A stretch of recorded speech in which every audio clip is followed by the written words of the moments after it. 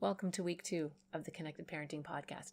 This week, I'm going to take you through the calm technique and a little bit of the science behind the power of love and why it's so effective and what wonderful things it can do for your children. Hi everyone, I'm Jennifer Colari. I'm a child and family therapist and a parenting coach and the founder of Connected Parenting. And welcome to the Connected Parenting Weekly Podcast. Join me every week and we'll tackle everything from temper tantrums to bedtime to sibling issues to teenage angst. Parenting can be so wonderful, but it can be so hard. Parents often say to me, hey, can you just come live at my house? This is the next best thing. Let's do this together. So the first thing I want to talk about is there's sort of two sides to parenting. There's the soft parenting, the cuddling, the tickling, the playing with your child, those beautiful moments where you're just connecting and you're joining with each other and it's warm and wonderful. And then there's the hard parenting, which is go to bed, don't hit your brother, get upstairs, brush your teeth, get out the door to school, all of the things that take energy. And it's almost like pushing a boulder uphill and you have to do it over and over and over again every day. So I find a lot of parents are incredibly exhausted and it's really important to find the balance between those two things. So today I want to walk you through how to deeply listen and attune to another person. So what we often do is we do what I call cheerleading. So a child is upset. They were building something or working on something or drawing something and it didn't work out, or they're in a video game and they're screaming and yelling and they're upset. And usually what we do is we either run in and try to contain the situation. What's going on in here? Why can't I leave you alone for 5 seconds without this happening? Or we run in and we cheerlead. What happened? What's wrong? What can I do? What's the matter? So those are sort of the two ways that we tend to address a child who's upset. And I'm going to suggest that a third way can work even better, and that's using the calm technique. So this is basically deeply understanding, letting the person be upset in that moment just for a few seconds. Just stay there with them. And then you can correct if you need to later. But what often happens is when you listen well, you don't have to. So let's say you run in, your child is just, I don't know, maybe they were building something and it fell apart. Instead of running in and saying, why are you screaming? And there's children in the world who don't even have toys. Why are you behaving this way? You come in and you go, oh my gosh, you were working so hard on that. That was amazing. When I was here a few minutes ago, that looked fantastic. What happened? Now, I know that that seems counterintuitive. I know that that feels like the opposite of what you should be doing. But in so many cases, the person just needs to be heard. And when they have that moment that they've been heard, they've been understood, you get them, something incredible happens in the brain. Opiates, natural opiates, endorphins, and a very powerful hormone called oxytocin release into the bloodstream, calming the person down, settling them down right down to a cellular level. There's no reason for them to keep screaming because they've been understood. So if you think about it, it's kind of like, well, let's put it this way. Your child has, been building a Lego tower or something that's fallen apart and they're screaming and yelling. And we want to come in and we want to contain it and we want them to settle themselves down or appreciate what they have or not drive us crazy again for the 4th time that day. And that's all our agenda. In their little world, they're building something and it was fantastic. And they were really excited about it. And they couldn't wait to show you. And it fell down or it didn't work the way that they wanted it to. And they've only lived a few years, so they don't have a lot of life experience to put this into an organized bin of what's bad and what's not bad, or what's mediocre and what's horrible. They just feel terrible in that moment, and children live in the now. And so when you come upstairs and you have a different agenda, they have no choice but to escalate. Well, mom's not getting it. Mom doesn't understand. She doesn't understand why I'm so upset about this. Well, honey, why don't you just start again? And I'm sure you can build another one that'll be better next time. No, it won't be better next time. It was perfect the way that it was. Well, honey, I know you think that, but sometimes the best things happen out of mistakes. No! So you can see, even though we're trying to do some really meaningful teaching in that moment, that little one is just pushing against that because what's happening is they are feeling invalidated. They are feeling like you don't get it. They are feeling like you don't understand. And because you don't understand, they're going to escalate until you do understand. So ironically, when we come into these situations trying to de-escalate, the exact opposite happens. And the person actually escalates in response to us, which is really frustrating And that's why we walk away sometimes from these interactions just furious. You know what? Fine. Do it yourself then. Or I'm going to take these toys, I'm going to put them in a box. I'm going to give them to a child who really appreciates their toys. No, you're so mean. You're the meanest mom. So what happens is if we just jump into the containment first, and I'm all about containment, and you'll see either in my books or in future podcasts, we will talk about how important containment is. There's a really important reason why children need us to set limits and mean what we say and say what we mean. But if you start there, you're going to have an escalation, especially with children who are big feelers, who are very intense, who hang on to things, and who are really struggling. The other thing we have to understand, the context for this, is parenting has really changed in the last 25 to 30 years. We've really gone from a parent-centered model where kids were listening to adults and you were supposed to listen to adults, and there was all kinds of cultural references that reinforced that in our TV shows and our movies. And now, so many years later, it's really a child-centered world where it's all about the kids, and they watch TV shows and they see the adults who are silly, ridiculous people who don't know anything. And the kids are the ones who know everything and figure everything out. And so there's layers of information that's given to our kids that tell them that the hierarchy has shifted. It shouldn't shift. And it's one of the reasons why children are more anxious and have more difficulty regulating. They really do want us to be in charge. They really don't want us to just be their friends. They feel safe when they know the rules and their structure, but they push against it in ways that we didn't as young children. So when you try to go back and parent in that old-fashioned way, your kids are like, you can't talk to me like that. I'm going to call children's services on you. And you're like, what? I would never have talked to my parents that way. And if you think back to when you were kids, children barely acted out in class. And if they did, we'd all be like, oh, what's going to happen? And now it happens all the time. So it's a different world. So some of the traditional ways of parenting just don't work anymore. They just flat out don't work. But being too permissive also doesn't work, because kids really do need us to be in charge, and they want us to be in charge.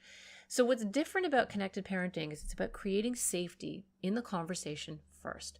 First, you connect. You always connect before you correct. And this is a really important foundation thing. And I know it's hard to remember to do, but it will help you. It really will.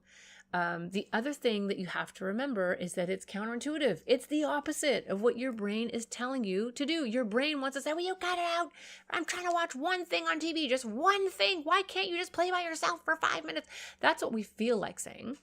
But it's really important. I always say to parents, this model really asks you to sort of think about, am I about to say something to my child that I feel like saying? Or am I about to say something to my child that my child needs to hear? And those are often two very different things. So it's really asking us to respond to our kids instead of react to our kids. Now, I want to really stress to everyone that we're human. I mean, it is impossible to just be neutral and calm all of the time. That's not even normal. I mean, if you parented your children and never got mad, you're going to mess them up anyways, because their boss is going to yell at them one day and they're going to fall on the floor because they've never been yelled at before. So it really is about balance. And so when you lose it and when you blow it, and I say when because we all do, you can go back and you can repair. But really trying to pull this technique into your parenting will come back to you in ways that I cannot even describe to you. It will make things so much easier. You will see your children being more resilient, more emotionally organized, more connected to you, more affectionate. You'll see their social skills improved, and you'll see their behavior with their siblings improve. There really is so many reasons to be doing this. And the best reason of all really is you'll feel great about your own parenting. You won't have to go to bed at night going, oh my God, I hate myself. I was the worst parent today. I can't stand the sound of my own voice tomorrow. I'm not going to yell. We're not going to yell tomorrow. And we'll have a whole other podcast on yelling. But, yelling is a very popular parenting technique, but it doesn't work. And if it worked, there'd be a lot of very well-behaved kids in the world. And if it does work, it's only because your child is terrified. And think about this. When have you ever been yelled at or screamed at or bawled out or reprimanded and you've gone, oh my gosh, thank you so much. That was fantastic. That's exactly what I needed in this moment. I'm going to go fix that problem. Nobody's ever done that. You won't ever do that. That's incredibly hard to do because when you're yelled at, you feel threatened. And we have to remember, especially with our little ones, our teenagers too, but especially our little ones, we're big, we're tall, we have all of the power. And so when we're screaming, we are far more intimidating than we mean to be. And we know we love them and we know we wouldn't harm them, but they don't always know that. We can be pretty scary. We can be pretty frightening.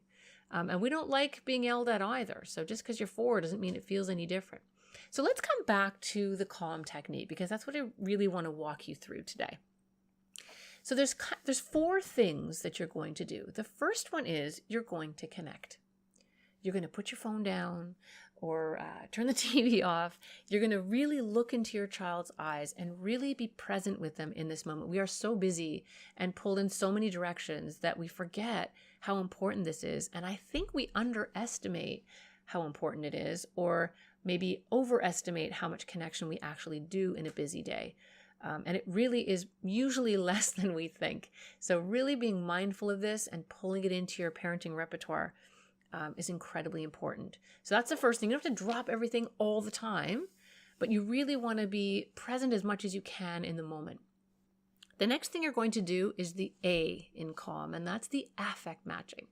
So this is where the look on your face needs to pretty much match the look in their face. So if they're, crying because, they're 5 years old and they thought this girl Jillian loved them, but it turns out she loves Josh, you don't want to be smiling and like, oh, honey, that's so cute. Oh, that's so cute. You're only 5. No, because they're upset. We wouldn't like that. Why would they? So you have to have the same look on your face, like, oh my gosh, you love Jillian and you were just sure she liked you. You have to be able to stay in their moment. And it's tough to do, especially when your kids are sad. We want to take the pain away, but this is actually how. Even though it's counterintuitive, this is how. So that's the affect matching. You're also going to take your agenda, which is do your homework, put that away, brush your teeth, get to bed. Whatever that is, you want to suspend that slightly. We get to bring it back, I promise, so that you can be present in the moment with your child. The next thing you're going to do is listening. So this is where you can use your words. You can paraphrase, you can summarize, you can clarify, or you can wonder out loud. Those are the 4 things that you're going to do when you're listening to your child, or anyone, by the way. So at that point, it's really not so much about what you say, but how you say it. This is a very affect-based technique. It's incredibly important to deliver in a way that's genuine. If you're doing it while you're thinking, oh my God, could I just go to bed? It's not going to work. You have to really suspend your agenda, step into their world, and look around. You don't have to stay there. You don't have to pack a bag and move in, but you have to just look around and see it from their point of view. And when you do that, these incredible reward chemicals flood the brain and calm your child down. And I'm not kidding. Probably 85 to 90% of the time when you do this, you might get some grumbling, but you'll get compliance. And it's astonishing. It really is. You can try it as soon as you're finished this podcast on your child, and you'll see how powerful it is.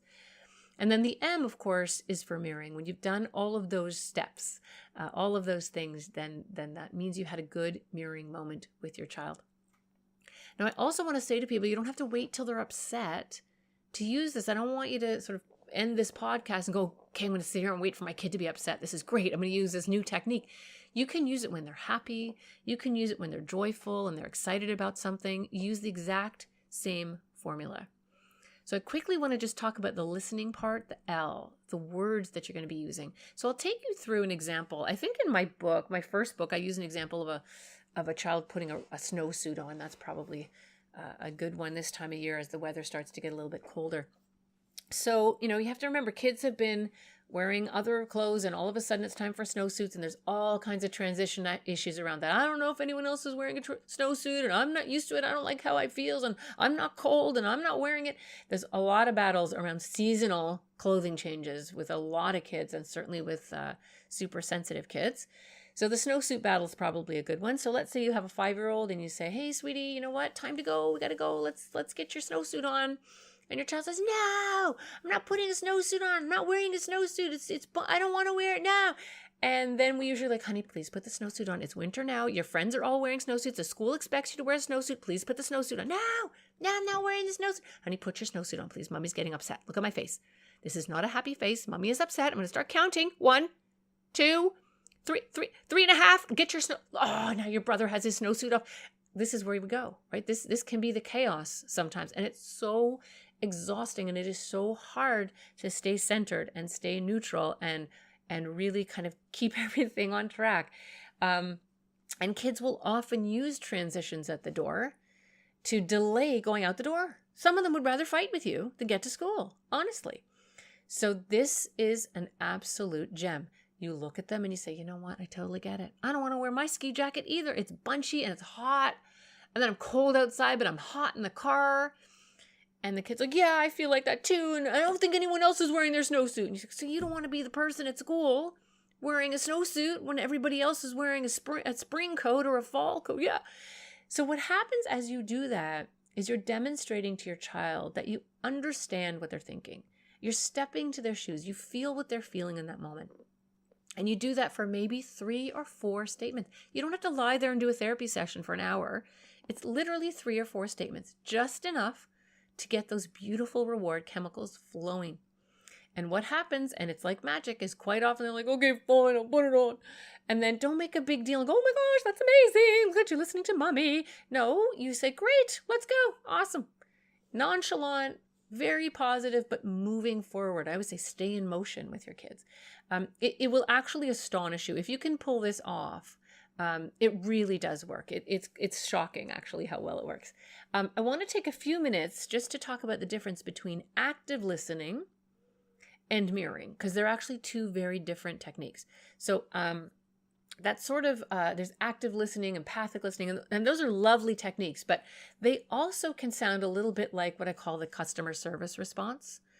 I understand, ma'am, that must be very frustrating, and you can feel the lilt, the sound in the words make us feel like a giant no is coming or a but is coming. And mirroring is much more about staying in the moment. So I want people to just think about, drop the observational statements. Know it sounds like, it feels like, you must be, especially with very, very bright kids. They kind of get insulted that maybe think you know something about them that you don't know. And think about sort of a customer service example. If you were, I don't know, buying a fridge or something and you were expecting it to be delivered and all your food was out on the counter, and you call the company because it's been hours since you were told that the delivery was coming, and the person's like, I understand, ma'am, that must be very frustrating for you, but we have quite a bit of inventory. And that's not what we want to hear. That just makes us mad. That's going to escalate us. So what we want is someone goes, what? That fridge should have been there 2 hours ago. I'm going to look into why that's happening. Your food's going to rot on that counter and melt. Let me see. So it's not about agreeing. I really want people to understand this. It is not about agreeing. It's about getting. It's about understanding. You can completely disagree with why someone's upset, but you can step into their world and appreciate and empathize with why they are upset. I always find it helpful too to think about who are the people that you want to talk to when you're upset. Do you really want to talk to the person who says, well, I don't know why you just don't do this, and you've talked about this before, and I told you to do this, and why haven't you tried it? We don't like that. That's not what we want. That's not what we're looking for in those moments, in those situations. We want someone to hear us. We want someone to get us. We want someone to have what I call the best friend response. What? Are you kidding me? No way. We want somebody right in there with us. And often once someone just hears us, we already know what we want to do. We know the solution. We know what action we need to take. We just want someone there with us just for that moment, to be in that uncomfortable or painful moment with us. In future podcasts, we'll talk about when kids are really suffering and struggling with deeper things, bullying and really big upsets. And honestly, it is the only way to soothe and comfort and help anyone. You can't talk someone out of their pain.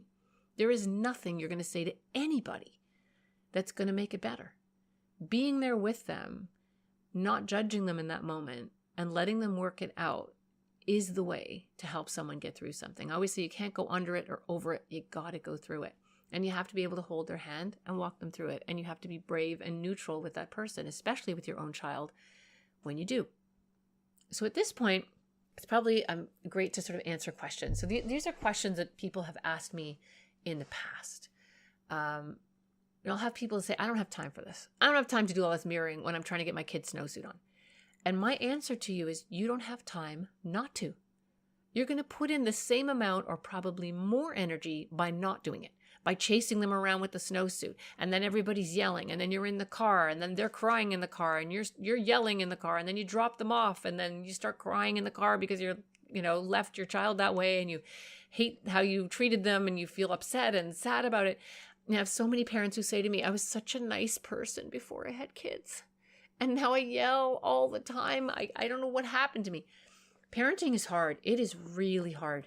You have so much invested in this little person. You love them so much. You are so worried about them. And every action that they take, you think, oh, well, how's that going to play out when they're 25? And no one's going to marry this kid. And how is he going to graduate school? And it's absolutely intense. And there's very few things that can prepare you for parenting. It is hands down the hardest job you will ever do. It's also the most rewarding and wonderful job. You go from the absolute highest of highs to the lowest of lows. And I really feel passionate about helping parents really celebrate the highs, but also manage the lows, because they happen and the lows aren't terrible. You need some of those. You need that contrast. Life is a tapestry. It's got to be interesting. And it's the tougher lessons that actually teach our children the most important things. And we'll talk about healthy adversity in future podcasts. But I want to leave people with this. This is counterintuitive mirroring. It is not the first thing you will feel like doing. So if you wait to feel like doing it, you're going to wait for a very long time. You actually really mindfully have to commit to this and do it. And I would say to listeners, just try it 2 or 3 times a day. That's it. Put your head on the pillow at night and go, yeah, 3 times today. I really did a good job mirroring my child. I really used the calm technique. And then pay attention. Watch what happens. You'll see. It's incredible. It really doesn't take a lot to see the behavioral change when you start doing this. So thanks for listening today. Give this a try. Bring mirroring into your world. Try it on everyone. In order to get good at this, you have to practice, which means you have to do it on your husband or your wife or your colleagues at work or the lady at Starbucks, whoever you come into contact with. Practice this. First of all, it will come back to you in positive ways 100-fold. It will change your life and how you deal with conflict. But it makes you a really good mirror. So practice makes perfect, and I will see you next week. Hi, I'm Barrett Kaleri from Connected Parenting. I hope you enjoyed our podcast. And don't forget to check us out on the web at connectedparenting.com and like us and follow us on Facebook.